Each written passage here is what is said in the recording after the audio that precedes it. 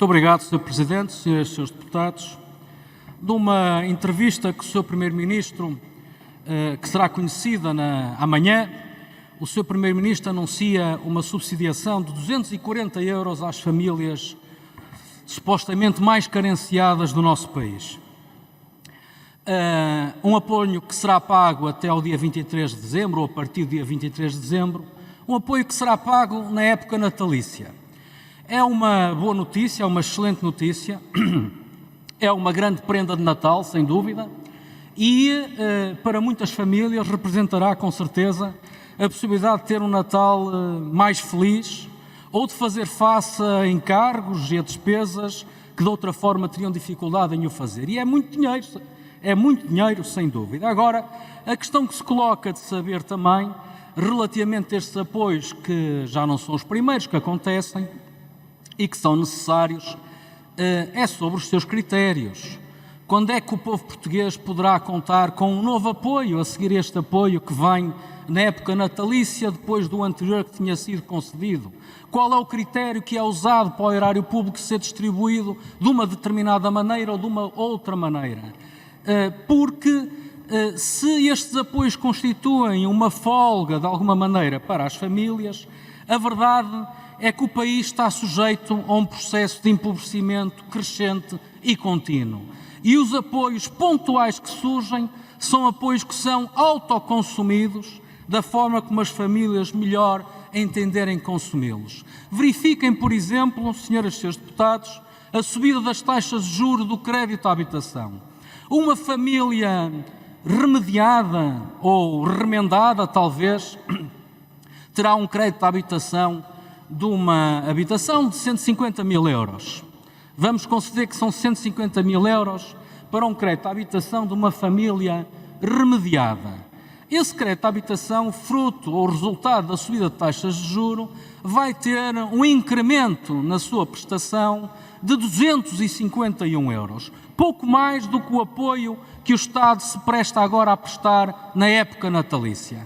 Ora, consumido o apoio, como é que estas famílias vão fazer face aos seus encargos em janeiro? Como é que estas famílias vão fazer face a estes encargos com o princípio básico da habitação em fevereiro? Este Governo, como resultados que está a ter, depois de 7 anos, senhores deputados, de governação, uma primeira parte com o apoio do Partido Comunista e do Bloco de Esquerda, esta segunda fase com uma maioria absoluta que lhe dá esse encantamento e essa independência para conseguir agir com maior autonomia política. A verdade é que este é o governo do empobrecimento e é o governo que no final deste período de 7 anos, mais os 4 que temos pela frente, poderá significar uma década perdida para o país, para Portugal.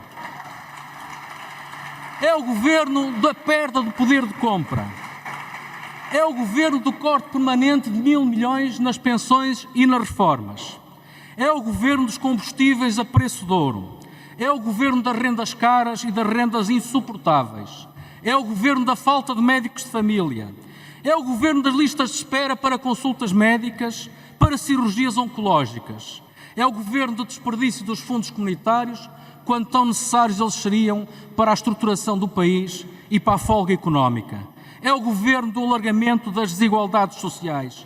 Verifiquem, senhores deputados, o significativo número de beneficiários da prestação do RSI, que aumentou de 209.664 para 217.149 em 2021. O empobrecimento sempre a crescer. Verifiquem, senhores deputados, que no âmbito do RSI, as faixas etárias ou os grupos dominantes de beneficiários do RSI são as crianças e os mais idosos, os grupos mais vulneráveis. É o governo do desleixo sobre os mais desfavorecidos. A taxa de risco de pobreza continua a ser a mais elevada no grupo das crianças e aumentou para 19,1%. O mesmo se verifica no grupo das pessoas idosas, em que a taxa de risco de pobreza também aumentou para 17,5%.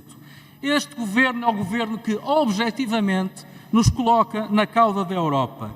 E é um governo que está a condenar a um processo de empobrecimento não só as gerações atuais, mas a penhorar o futuro das novas gerações. E é neste contexto que muita impressão nos mete ouvir em determinados momentos aqueles lugares comuns que é ninguém fica para trás. Ninguém fica para trás.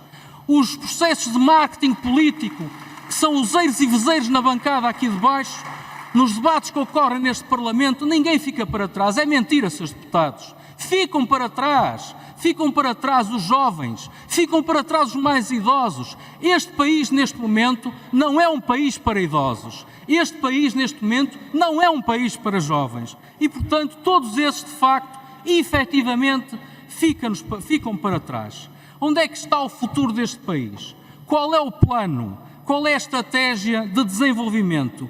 O que é que nós podemos dizer aos idosos?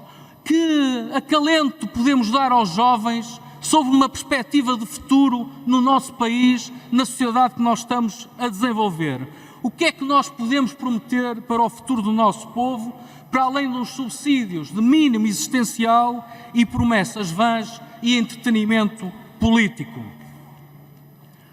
O custo de vida mensal de um cabaz básico de consumo alimentar aumentou para um adulto 21% entre outubro de 2021 e o mês de outubro de 2022. O custo mensal mediano de um cabaz básico de consumo alimentar para um adulto com cerca de 40 anos aumentou, por seu lado, em 24%. Senhoras deputadas, senhores deputados, nós estamos numa rota de empobrecimento do país e de empobrecimento dos portugueses. E os senhores deputados, sobretudo os senhores deputados do Partido Socialista, não parecem incomodar-se. Preferem os instrumentos de perpetuação no poder e condenam Portugal a mais uma década de empobrecimento.